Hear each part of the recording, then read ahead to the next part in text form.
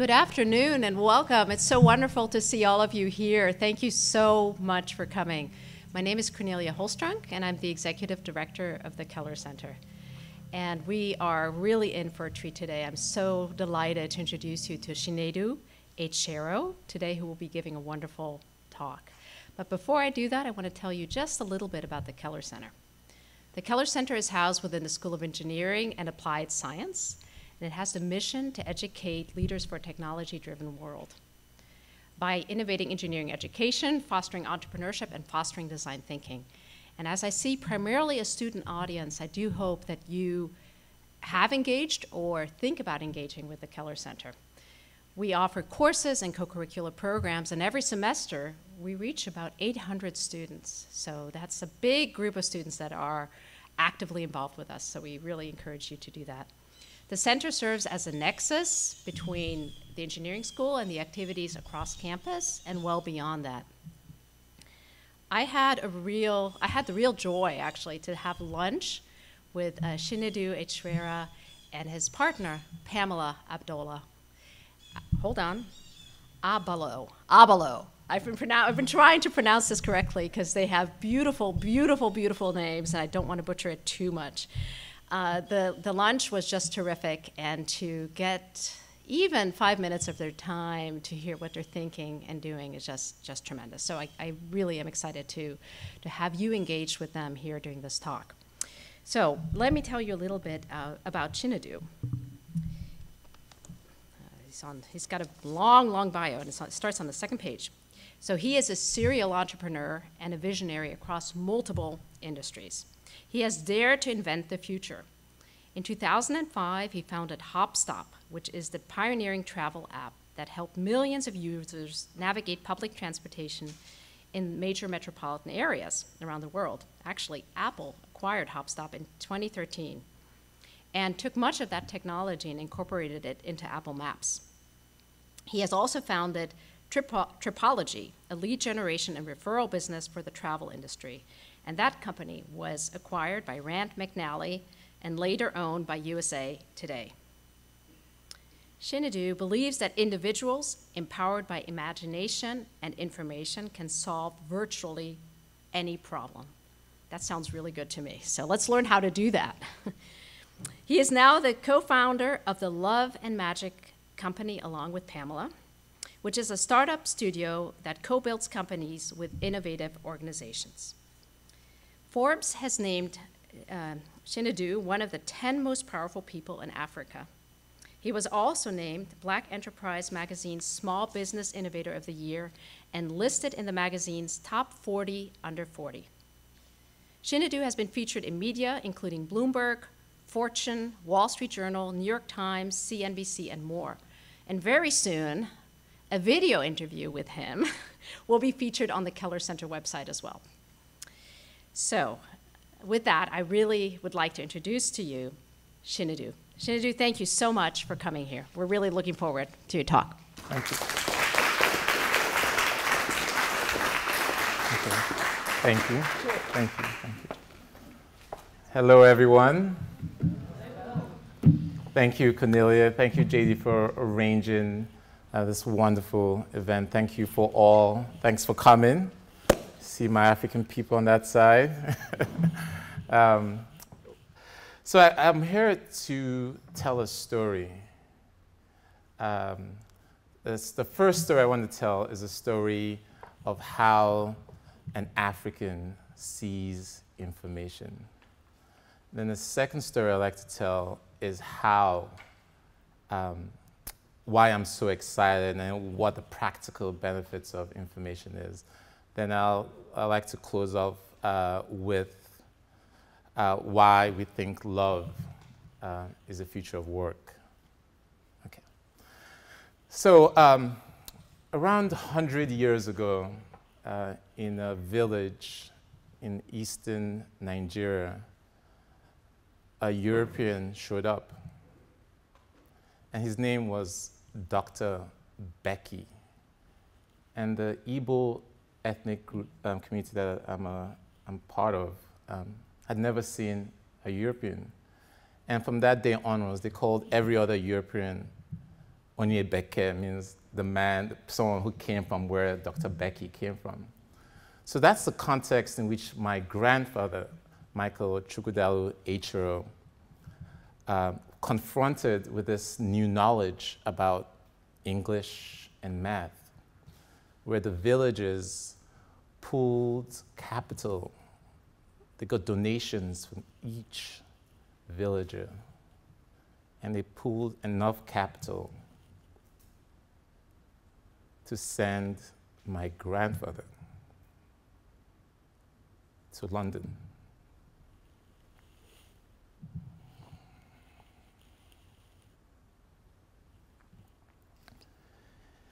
So a few years later, he comes back, educated in the UK,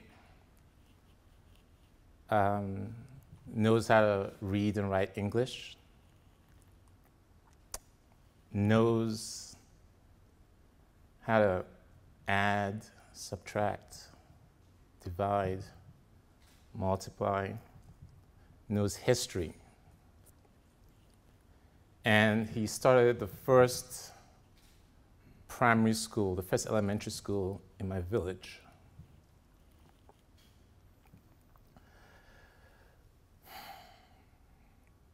And that's where my father, Michael Joseph Chukwudalu Echeruo, got educated. So he was armed with English and math, the basics, right? Then he went off to Cornell to get a PhD in the arts. So he studied philosophy, history, and literature, and got his PhD in British and American literature from Cornell. Then he sends me to his school. So I then attend Syracuse University, and my passions are physics and finance. So in each generation of our family, we've acquired knowledge and information. And with each acquisition, the range of our ability to affect the world changes. So my grandfather affected his village. My dad affected the country because he ended up going back to Nigeria and being the president of the first university in states in eastern Nigeria called Imo State. Right? So that's the way I look at information. It's one of the most empowering things we could ever come in touch with. Okay, so here I am with my finance degree, and I'm thinking I'm going to go to Wall Street. I'm going to go join the titans of Wall Street. So I ended up doing an internship at Goldman Sachs, and then working full-time at JP Morgan, doing mergers and acquisitions, and then leverage finance. But I remember I would go to meetings, and it will be maybe say a deal for bonds, right? And I remember feeling like I should be on the other side. I should be the one who's using capital to create something, right? I just always felt that. Then I remember calling my mother and saying that I was thinking about leaving JP Morgan to become an entrepreneur. And you can imagine the thought of me leaving a steady job at JP Morgan to go do something risky as being entrepreneurship. But she said something to me that was quite significant. She said, entrepreneurs solve problems. And I had known that, but like it really, so I decided, let me spend 2 years, let me go to business school and figure out what kind of problem I'd solve. And ended up doing something in finance that didn't work out, and ended up in Nigeria and South Africa, and ended up going back to the hedge fund world in New York. But after 3 years at the hedge fund, I realized like I got that itch again to create, right?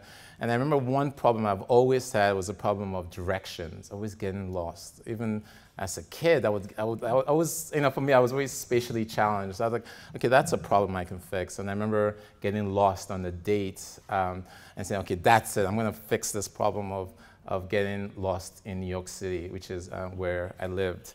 So I went to the subway station, got a subway map, put it on the floor of my apartment.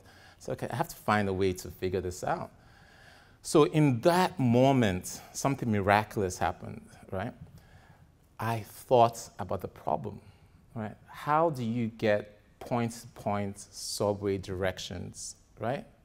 So this fascinating gift of information, right? How do I do that? Because if I know how to do it, then that's like a really good step in doing it. So I did something that's amazing, and I think everyone should do this. Whatever your burning challenge is, right? You go to something called Google, right? You type it in and see what happens, right? Just think of whatever your burning question is, right? So what you'll find, so anyway, so I did the same thing with HopStop. Then I was thinking about, like, what kinds of algorithms, what kind of shortest path algorithms could I, could use? And I found a Dijkstra's algorithm, which is what I sent to a developer in Russia, who then used that basic information to come up with the very, very first version of HopStop. So again, using information to stitch solutions to problems is it seems simple, but I think many people skip that whole power of thoughts and information to solve problems. So fast forward, okay, so I left the hedge fund. I didn't know much about tech, but I had to figure things out myself. And people shared advice. I had to research things myself, but there was a whole bunch of other kinds of knowledge I didn't have access to, the knowledge in people's heads, right?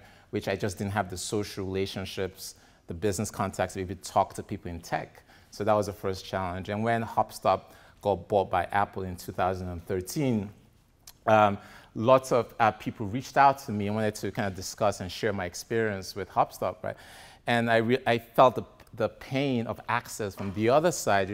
So when I left the hedge fund, I didn't know anyone, so I struggled initially.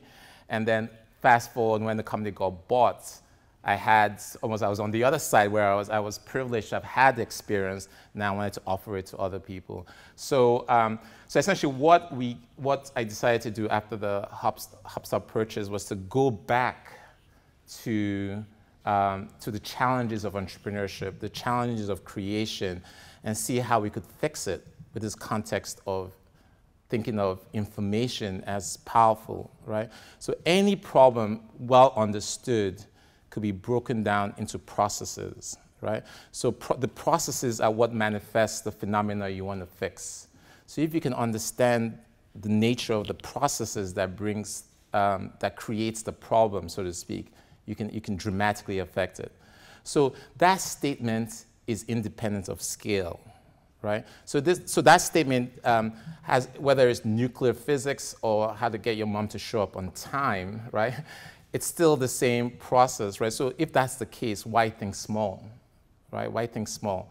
So if that's the case, so we said, let's ground in this idea that you can use information and you can use a constructive intention to help yourself and other people in the world to live better lives, make that a thing, make that a technology, make that a work, make that a life.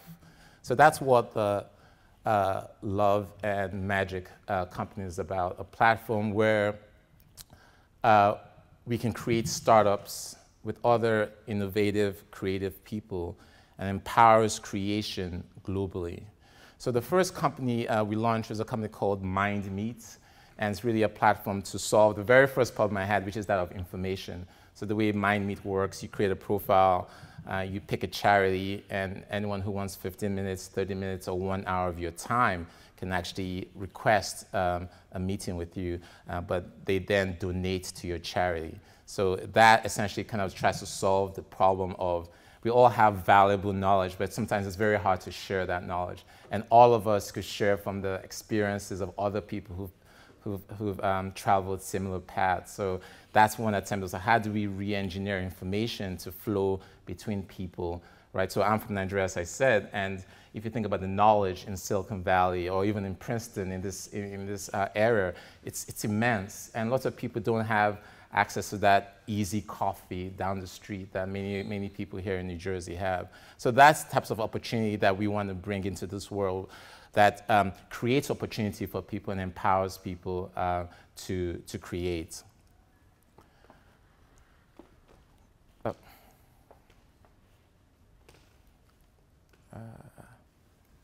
I think I just lost this. Okay, so one of the things I think about a lot is experimentation, right? And we always talk about innovation and creativity. So in this talk, I thought let me try something different. And instead of it just, so I've given you what I feel like let me just so you get a sense.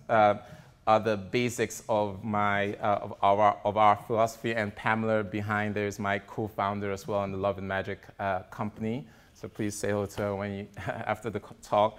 But here's just the summary of some of the things I've done. But instead of continuing on with the presentation, I really want to engage you all in terms of the questions or thoughts that you want to discover or explore, so we can make it more interactive than the traditional presentation. So if that's okay with the...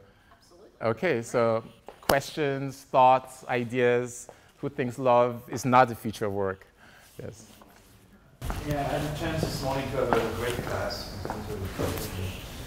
And we were speaking about the problems that you are trying to resolve were ingrained in very deep in yourself. Do you have any feedback for us? How did you work out the problems that you found within yourself that exist in other people? Yeah. To address it and find solutions for it? Yeah, so yes. So the first epiphany I had was I was thinking it was on Facebook, and I was just thinking, like, why are there poor people? Like, why are there poor people? So is it that human beings can't create enough wealth to feed people? Is there like what's the bottleneck for creation, for wealth, for abundance in this world? And I thought about it, then it just, at least I had the idea that essentially there were two things that have to be fixed for that bottleneck to really open up, right? So for whatever the abundance that we can all create together, like what's really the bottleneck for those processes of abundance of creation? So the first fundamental one is the idea of imagination, right? I think there's something about the way we're enculturated into society, whereas kids, we're open, we're having fun, like life is good. Then all of a sudden, you get into these paths and structures, and you start thinking of the world in a very structured view. And for us, as you get older, your creativity somehow gets dwindled, right? Like you almost don't think as creatively as you can, but you need to. But that's the first thing you need to unlock, right? Let your imagination see things, right? So that's the first. Then the second thing is, okay, now that you're inspired, you have that great idea of what you want to bring into this world, right? What's the next step? So the next thing we realize that the technology of creation is very broken, right? So you can, if you're at Stanford and you have the great idea, you could maybe make it. How about being in Uganda with a great idea, right? So you can imagine the scale of opportunity. So what you see, and any entrepreneur would testify to this, is that going from I have a great idea to having a funded startup or a successful startup is a lot of work, right? And it's not work per se, it's really coordination issues and all kinds of tech platform technology issues. So those are the practical tools we want to fix. So on a practical basis, we do the things that open on the first question of yourself is introspection, right? So it's like just like HopStop, right? So the way HopStop works is you enter your beginning address, you enter your destination address, and you ask it for information. It says, okay, here's what we suggest you do. So what's the equivalent for that for your own life, right? So what I believe is that the first question of where do I want to go is rarely asked, right? Most, the way the world works, you just figure out what are my train choices. You can think of your train choices, but that probably doesn't get you where you want to go. So the way to find where you want to go is to look inside yourself, right? And from inside yourself, you have at least some perception, some vision of where you want to go. So that's set, right? Then now, where do you get the information to get where you want to go? Right, so that's the way. It's almost like the internal work and whatever your own practices are for finding what you truly desire in this human experience. Whatever process you do, I meditate and do practice like that just to clear my own mind and kind of have more clarity. But whatever practice works for you. Yeah. Yeah, this is like one of the biggest challenges I've been thinking about for a long time. I read a book called Nonviolent Communication. So basically the book talks about like people always think like violence are like mainly physical violence. They think if I don't like beat somebody or I don't hit someone, and then they're not using violence. And then if people go deeper, they will think, okay, yeah, if we have, like, for example, I'm in a relationship with somebody, and then I have a cold war with that person, and then people are like, oh, that's like a mental violence. And then mainly like people can think about those two different things. However, when I was reading the book, and I realized there is another different kind of violence that exists like everywhere in the world. It's called like verbal violence. So when people are communicating with each other, and then they always like, they don't realize, sometimes they like when they're feeling down, maybe they're not responsive. That's like one type of like verbal violence. And then I realized like I experienced that a lot. And then sometimes when I was reflecting upon what I do to other people, I feel like, yeah, I'm doing the same thing to other people. Yeah. And also like not just like between friends, between family members as well. Just like there are a lot of like verbal violence, and then people don't realize it.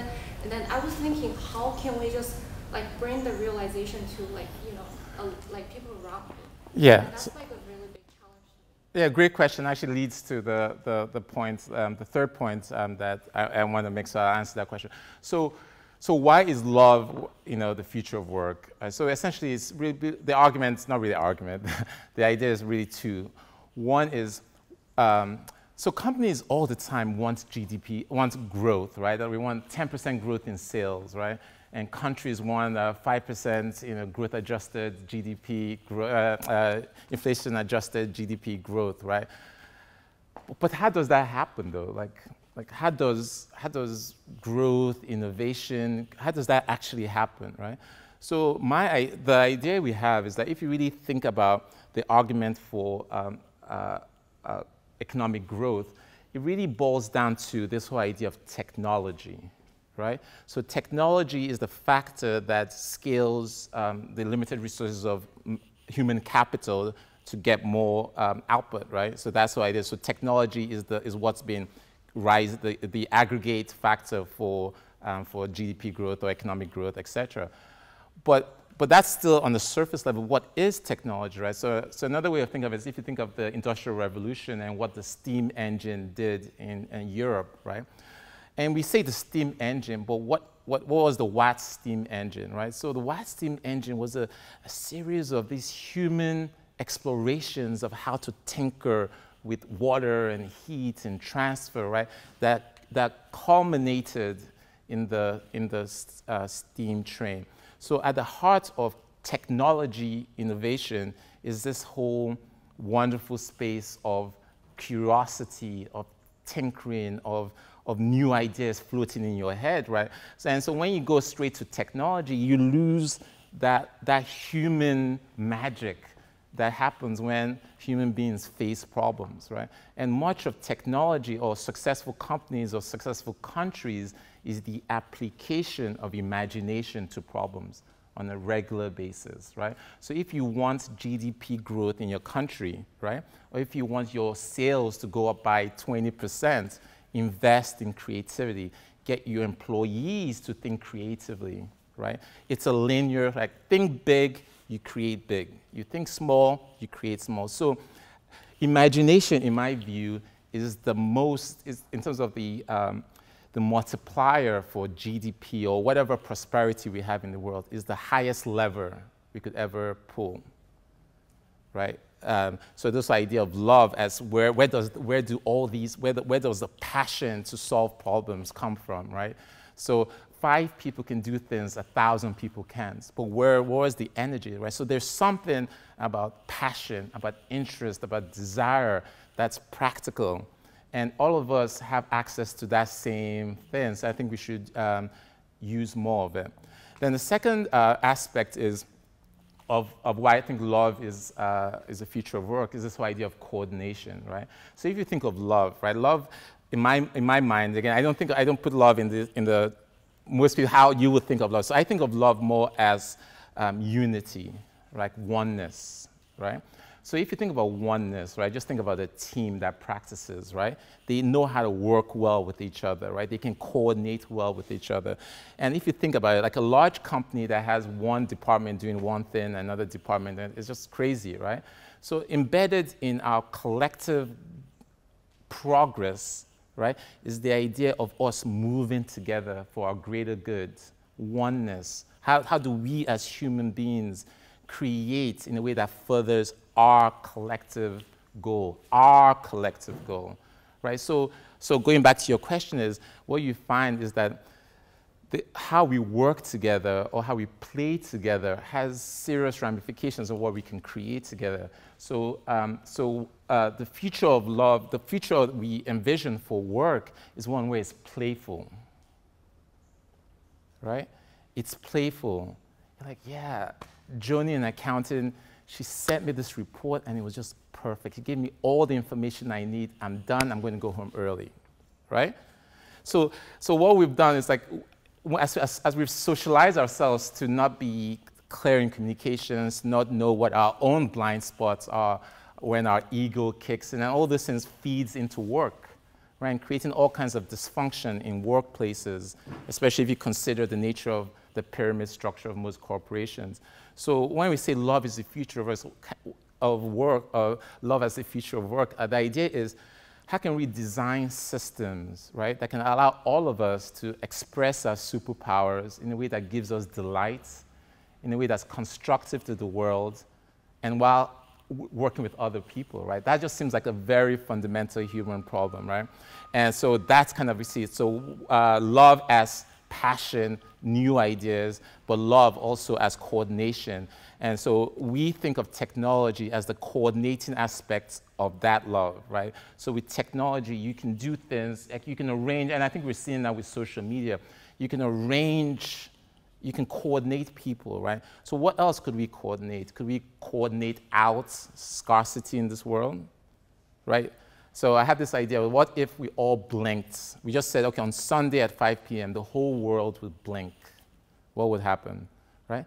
So I believe that if we all agreed to do that, we would have opened up a whole new era of human communication, because we realized, well, what else can we do, right? Okay, like, you know, so it's this idea of coordination is such a powerful concept. And so I think love, in our words, is the best description of this potential where you have a way to constructively enter into productive application of your superpower in a way that's playful with everyone around you, and there's ease, and there's, you know, and you're designing for yourself or other people in mind.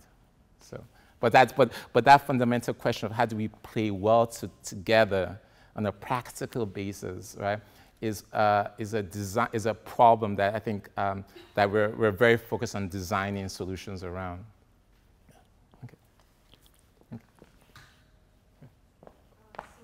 How do you attract people when they're first starting out to join your Keller, especially when they're more experienced than you, you're trying to recruit for like a new, very different path?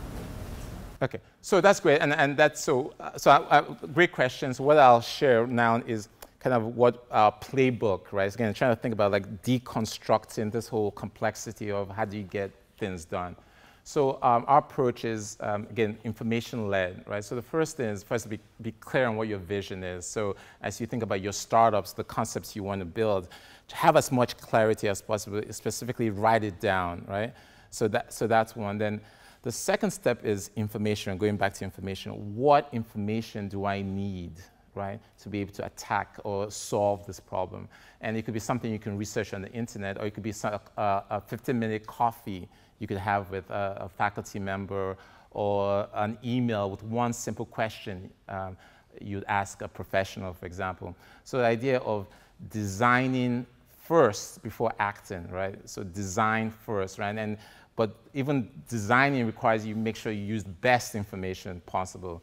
Then once you have the best information, then you can act. So that's just the process. But I'm saying that process continued over systematically. I think the kinds of results that differentiates the Amazons and Googles of the world from other companies. That same simple process of paying attention to what you have to do, thinking about solutions, then trying it, right? That simple process is really the heart, in my mind, of learning organizations or just personal growth.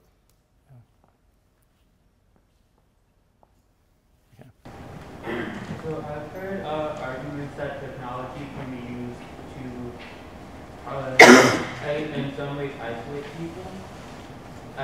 My question is, how do you suggest avoiding that? So let's say instead of, for example, if I'm in a library, instead of going to the library and having a conversation to search for a book, I would just and in that process, I would lose the ability to interact with another person.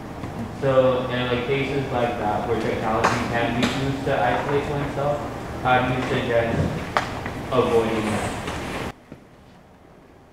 So I think there's a difference between productivity improvements versus things that you don't actually want to experience, right? So I think technology, if applied properly, just frees you up to spend more time on the things you actually want to do. But because there's so much energy behind getting you to do things, people are really good at giving you incentives and getting you hooked onto your phone. I don't have an answer to that question. Yeah, so I want to take you back to the early days of HopStop. You talk a lot about love. Can you talk about that? There's different types of love, right? You can be in love with a certain market sector, right? You can be in love with a problem. You can be in love with a product. So if you talk about how you build your team around this idea, how you build a company culture around this idea of love, trying to empower others. No, this way of looking at the world is something that came after HopStop. But I think, so at HopStop, it was just really solving problems. That was just my main thing, thinking about that user experience. And so again, the idea of empathy, right? So HopStop had 3 or 4 pages, but I would obsess over each page. I would just look at what would the user want to do? What would they want to click on, right? And it's the hours I spend just looking at one simple page and thinking about how to place the buttons seems to have resonated with people who've used it, right? So in a ways, so it's the idea of imbuing your offering to someone else. It's I made this for you, right? And thinking about the person as the user was really, just looking back now, was really what made HopStop successful, because people who used it felt it worked, it was an offering to them that they really enjoyed, right? So again, I don't use love in the traditional romantic sense. I just think of it as information. I just be clear. It's not. I don't think. But I think. But the idea of service, I think, is fundamental. At least the way we think about business, right? So the purpose of business is to serve, right? That's what it is, and obviously the outsiders, but for employees, is to create an opportunity for their own growth, right? That's what I think the company is supposed to do. Right. So I guess I'm just looking for some early insight on how you build a team, whether that be focus on the product and hire engineers, or focus on other people managers. What was your approach to building? It's just problem first, right? So the first one is I did initially. I was the one doing all the work myself, right? So so I would enter literally each subway station,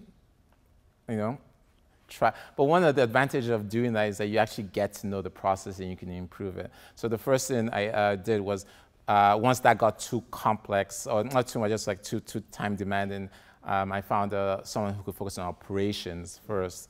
The next person I had was someone on marketing. Next. Then it just continued, right? So that was but it's almost operations. Actually, no, technology, found the developer first, then found the data person, because we had to ingest lots of data from all kinds of sources, then and someone on marketing after that. And then in terms of finding the early target market or customer segment, what was you thinking when it comes to that for HopStop? I was thinking New York City has 9 million people, 20 million people visit New York City each year. It's lots of people have this problem, right? And it was reflected in usage, right? So I got this good feedback that people were using, and we kept on growing month after month. So that was So whether, obviously, it was mostly in New York. Then what we decided to do was, okay, well, let's expand to other cities. So when the company got bought, I think we were in 600 cities by then, but it was New York was our very first, and that's all we, it's the most complex, right? So once we had done New York, all the other cities were less complex and much easier to do. What do you think the best way is to instill passion in people and to instill like love for what they do? Bravery, right? Because no one can get you to do it. You know, it's like it's impossible, right? But no one teaches us this, right? So like you grow, you know, you go to college, you graduate, then all of a sudden people are saying, so what's your life mission? And you're like, what? Like what's going on?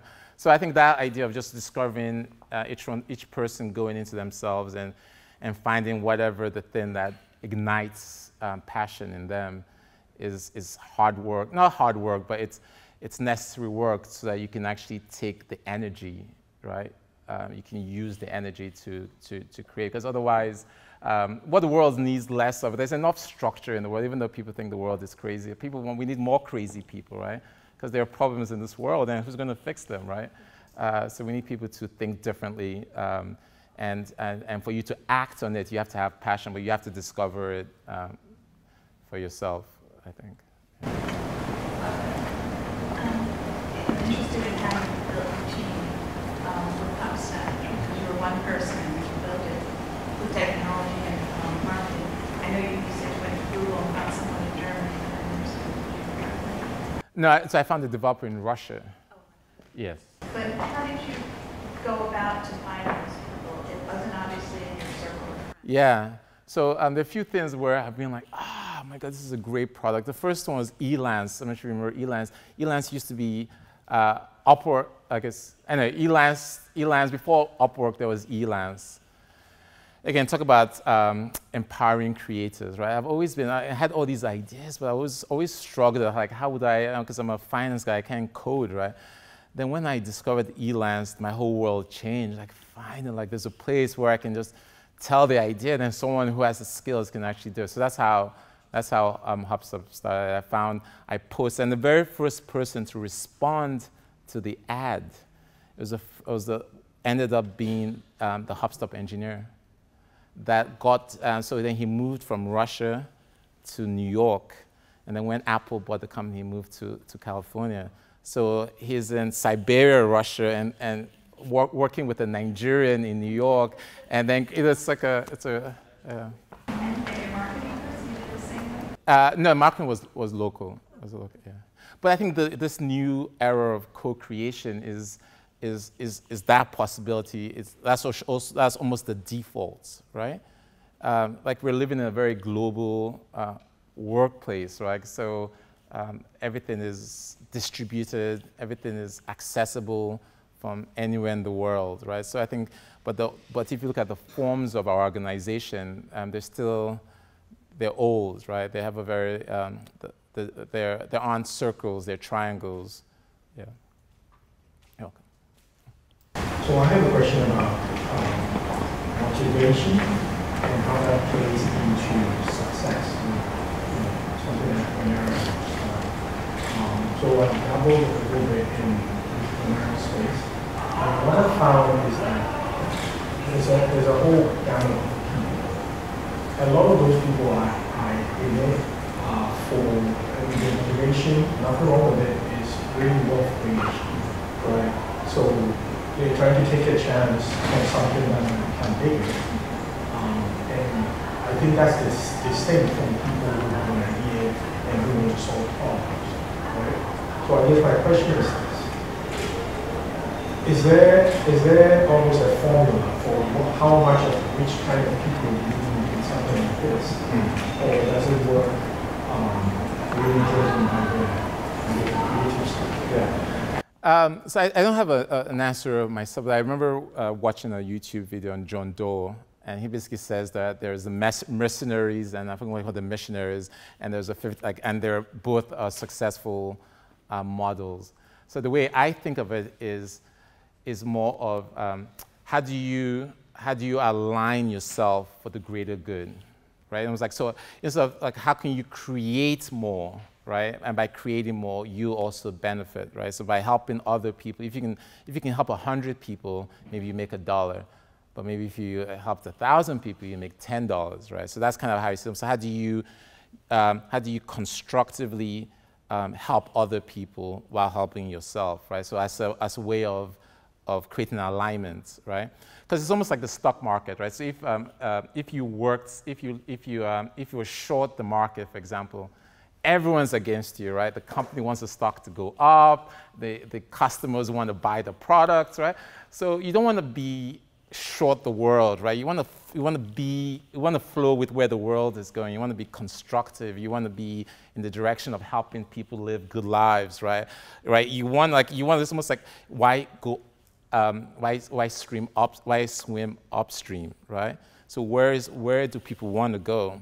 And where people want to go is better lives, better opportunity, better income, better safety. So go with that. Build companies that do that for people. And by doing that, you too will benefit from it. So that's the view. It's almost like start first with the service, with your offering of help, fixing a problem for someone else. Then in that process, you too, right, will benefit. Earlier you were talking about imagination and how imagination and GDP like correlate or something. But one problem that I have and other people might relate to is having imagination, but also trying to solve problems that are tractable, opposed to problems that are so big and so vague and might be extremely deeply important to one, but you need to sort of put parameters on that problem in order to even implement. So how do you go about finding that balance? Yeah, so one tool that I use is people talk about the minimum viable product, right? So another lens I'm beginning to think is maybe a better way of looking at this initial idea is the minimum viable story, right? So I talked about like passion and desire, right? So for most ideas, right, there are the things that are nice to have, but the most exciting ideas are stories or stories that inspire a certain kind of passion. It's like, wait, also, I mean, if I go to this website, this amazing thing happens, right? That's the story, right? So the first kind of design question is, what is the story you're telling? Because without that passion, without locking into passion and desire, nothing moves, right? So if you're serving college students, like, here's a great opportunity where you can go to this website, you have $1 million a year, and you have a great lifestyle traveling the world. That's passion. I'm just making that up, right? But the whole idea of like, you tell a story, right, which is, here is what I can do for you, my friend, right? And if you start with that, then you can get the other parts. But if you tell a story, which is that I like to reduce carbon emissions in this country by 10%, that's fine, but you want to find a story that inspires action that can then solve the entire problem. So I think the design of the story and the design of the persona or the person you're telling the story to is like the fundamental, is one way of looking at how do you break down the nature of complex problems just by starting by the stories, right, and then stitching it together eventually. So I've been taking this class about creativity, innovation, and design. And every class I will try and do some exercises for our creativity. But I always find it mentally exhausting. So this question is for you, and to perhaps share your experience on how we as adults could actively seek and engage with our creativity level of sustainability. Yeah, it's a great question, 100%, and that's something, I guess, for our company because it's a mystery in a way, like where do new ideas come from, right? Like if it's like innovation, why don't you just go get some innovation, right? So it seems to me that, again, that's the reason why we want to put the idea of love, because we want to almost open it up so you don't come with assumptions. You just like, what is it? Like, how do I come up with a new idea? How do I fix things, right? So another way of thinking about it is okay, so let me answer your question specifically. So the way, my theory, again, no one knows how this thing, so my theory is that your mind has to think. Like, there's always motion in your mind, right? It just is, right? You're always thinking, like, even if you stare in this room, you're probably noticing a few things, right? So my general idea is, like, if you're in a state of meditation or if you're in nature, there's a certain stillness that happens, right? And when there's a certain stillness, connections start happening. You start seeing dots between things, right? And that's where potentially you can say, I can do that. Again, I don't know how it happens, but it seems to me that when human beings pay attention to a thing and just think about it and try to focus their attention on the thing, somehow they see something, right? And again, that's the best description of that process. But I think everyone has to, like, figure out what it is that's spurring. And people say they go into the shower, then they have ideas. Some people have notepads in the shower to write down their ideas. But it's a mystery, but I think it's one of the most, it's like having everyone walking around with nuclear power, right? Like, there's so much power in this mystery, but very few people spend time really thinking about it. Like, yeah. How do you know when an idea is like the one that you've got everything for?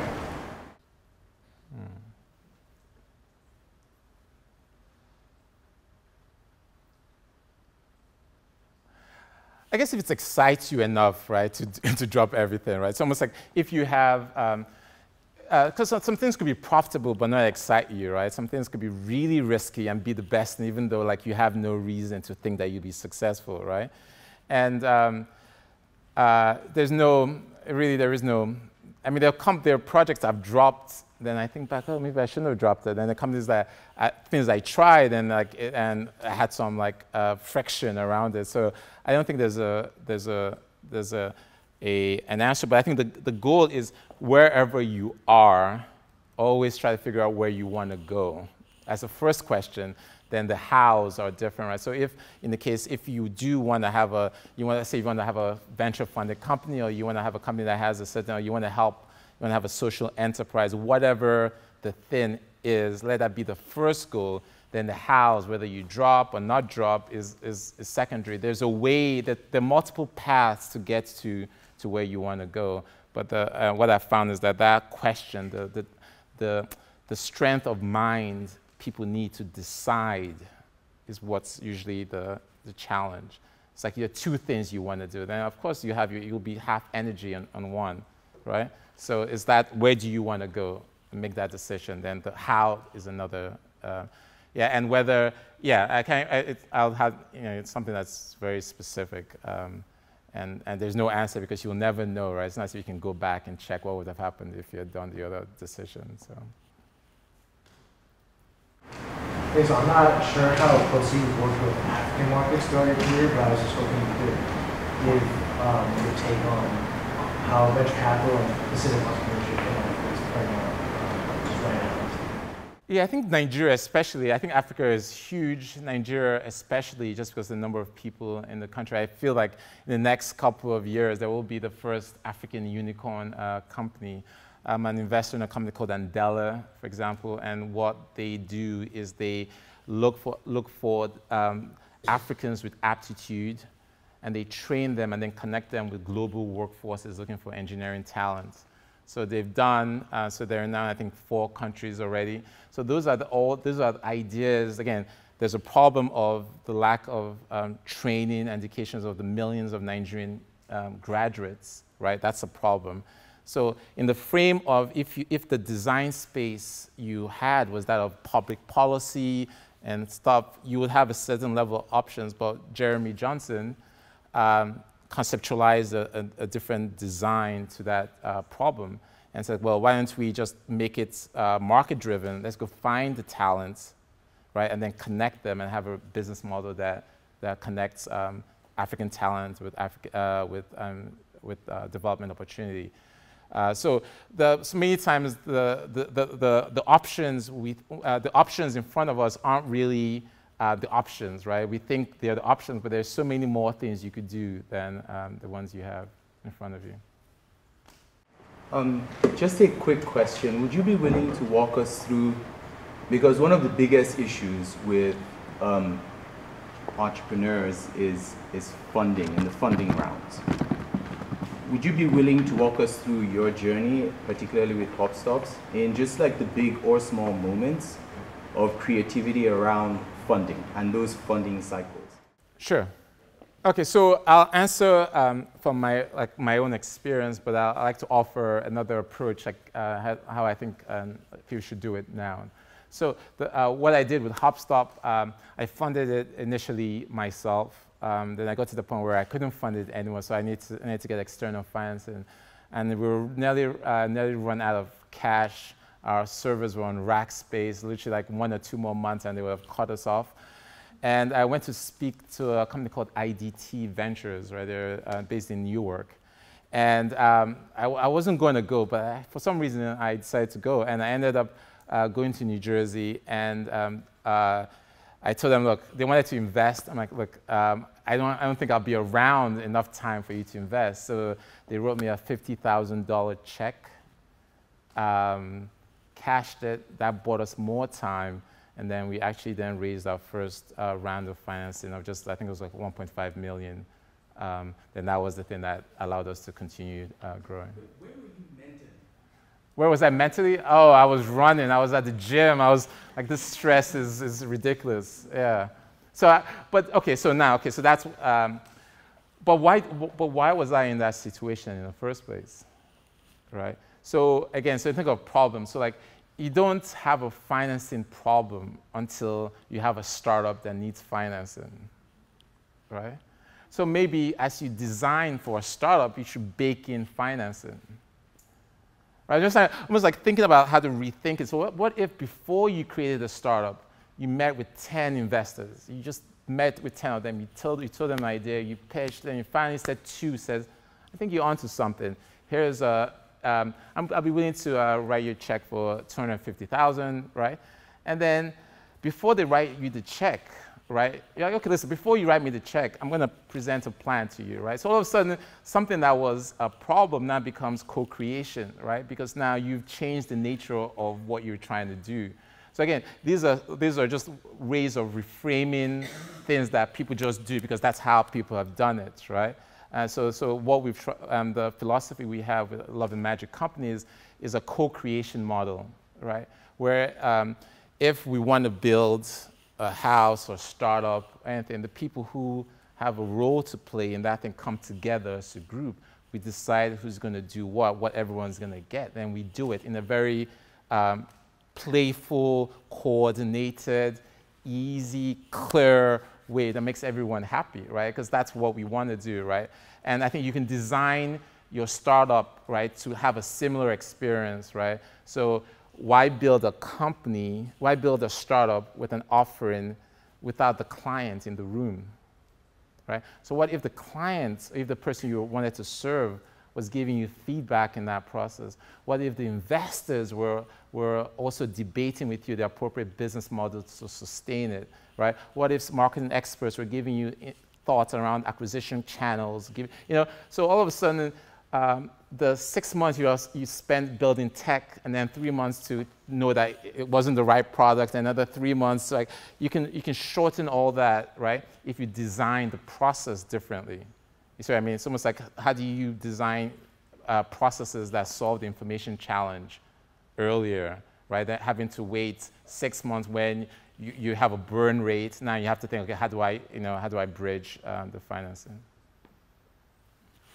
Going back to a couple of questions ago, where you talked about where you wanted to go. I really liked your analogy about the trains in the station and that being a different question. How do you put yourself in a mental space so where you can be introspective and actually think about where you want to go? You mentioned you meditate, but is there some type of process that you undergo to try and uncover the passion that tells you where you want to go rather than? Okay, so another way of trying to get to this idea of introspection, right? Because when you say introspection, it's like, what does that mean, right? It's another way of looking at interest, another lens in which your ability to be aware of yourself plays is fear, is your relationship with fear. So that's another way of looking at it. So what is your relationship to fear? Like, what are you fearful of, right? So one interesting, does that make sense? Almost like, because those are the things that you probably hide, right? So if you're looking for something to chase, right? If you're looking like, oh, they say I should be passionate, but I don't really know what I'm passionate about, right? And instead of you searching for an imaginary passion, if you want to concretize your search for your fears, right? But you'll get the same results, right? Because it's more practical. Another way of thinking of, think about what you feel you're inadequate about. That's another way. But you still get to the heart of yourself, which is what most people don't do, right? Like, you haven't had to, right? But I think it's in that process that you start getting more in touch with who we all are,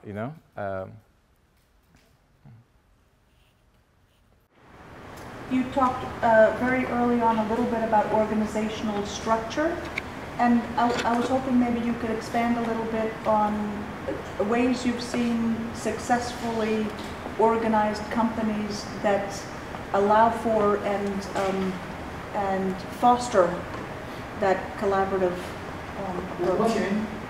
Anne-Marie.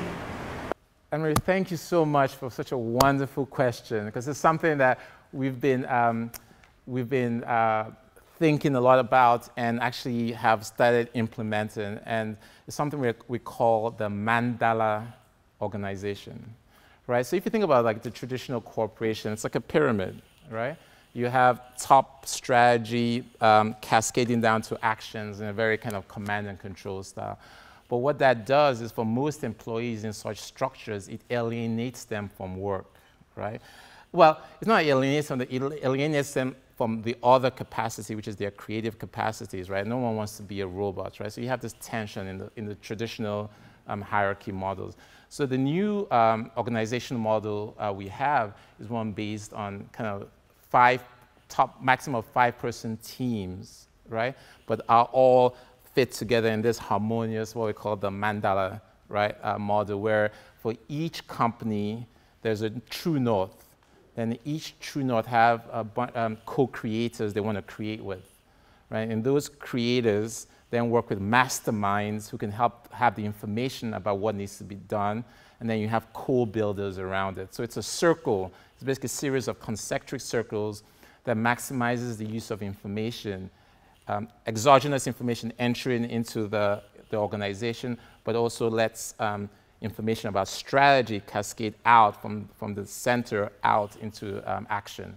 So again, but what that does is all the practical things that stops people from execution, it cuts at it, right? Because if you have an idea now, what do? I need to get team members. How do I get team members? Who should I get? It's a mess. There are very few frameworks, right, that allow. That's why the serial entrepreneur is so much better, because they've done this before and they have these. So what if we can take the collective experience of the 10 entrepreneurs and ground it in process, right? What if all the learnings of entrepreneur after entrepreneur can be systematized in a way that allows for this playful coordination of human beings to achieve a purpose? That's what the Mandala model, that's what our intention is. How do we create these sets of processes and procedures where people can create things together? Because it's not really, some companies do it well and some companies do it very badly. And I think there has to be a new organizational model for this new era of decentralized work, remote work, empowered work, blockchain-empowered work, Yeah. All right. Okay. Thank you so much. Sure. Thank you. Thank you very much for having me.